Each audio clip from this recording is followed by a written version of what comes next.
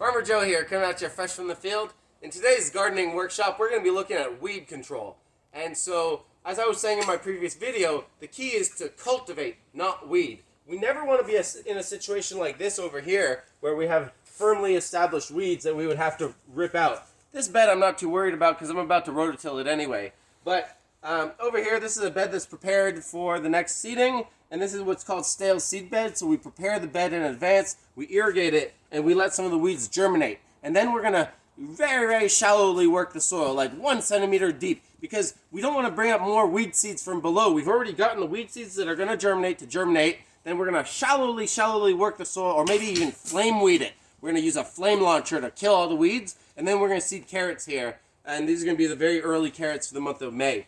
So I want to point out a couple things. The key moment to be weeding is at the white thread stage. So it's when you move through the soil a little, and you see how many white threads are there. So here, this is a white thread. This is what we mean. It's a weed that's germinated. You can even, this is so cool. You can even see the seed down at the bottom. It's germinated, but it hasn't yet come out. It hasn't yet had the opportunity to see light and to start photosynthesis.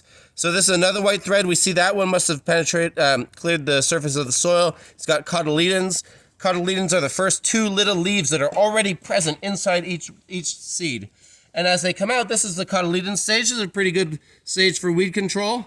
And by the time you see weeds that have their first true leaves, like this one here, this is an emergency. You need to be freaking out. No, actually, don't freak out. Take a deep breath.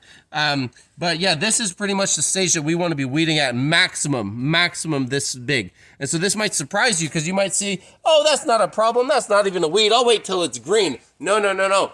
Cultivate, don't weed. Super important. And in order to do that, we need tools that are able to work really shallowly in the soil. We want to be disturbing the top centimeter of soil, that's about ½ inch, without getting any deeper, because first of all, we don't want to bring up more weed seeds. We also don't want to be mixing the soil, breaking the soil structure, oxidizing the organic matter, disturbing the earthworm habitat, all that stuff. For that reason, we need tools that are really precision tools. So these are the 2 types of hoes that we use here to weed at the farm. This is called a trapezoidal hoe. It's a little more powerful, good for working when you've got a little bit bigger weeds or crusty soil if you're in clay soil. But really what we want to be doing is working with this tool right here, which is called the wire hoe. It's made by Neversink Farm. I think you can get that online. And it's got this series of interchangeable heads. So you've got all different sizes of heads. Here, Milo, how about you show the camera this one? Milo's got a big wide one on the camera this right now.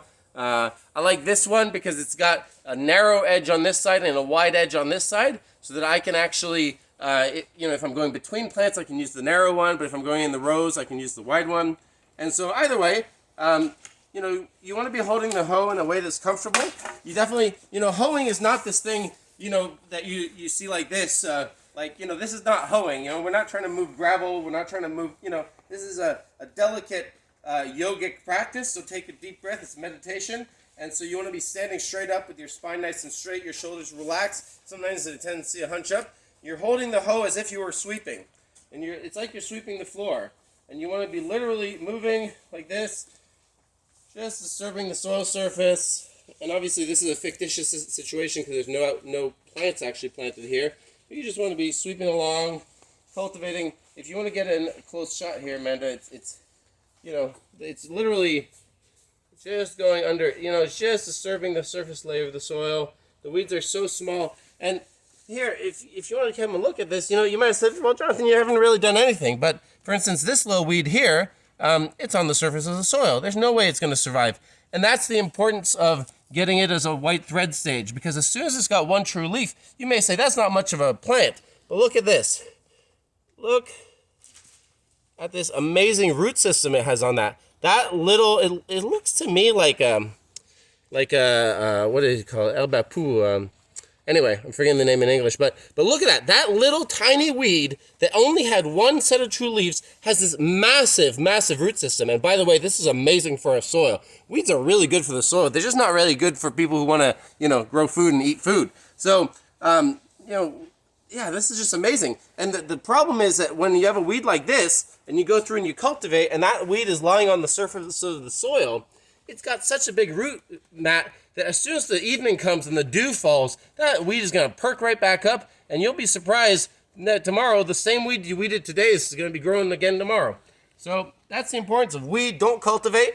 And so come on by the farm. Long weekend in May, we're going to have a gardening clinic here at the farm. So come on by, ask all your questions, and check out our website. We've got a great selection of organic seedlings for sale, and we're going to have seeds for sale at the farm as well. So, yeah, onwards and upwards.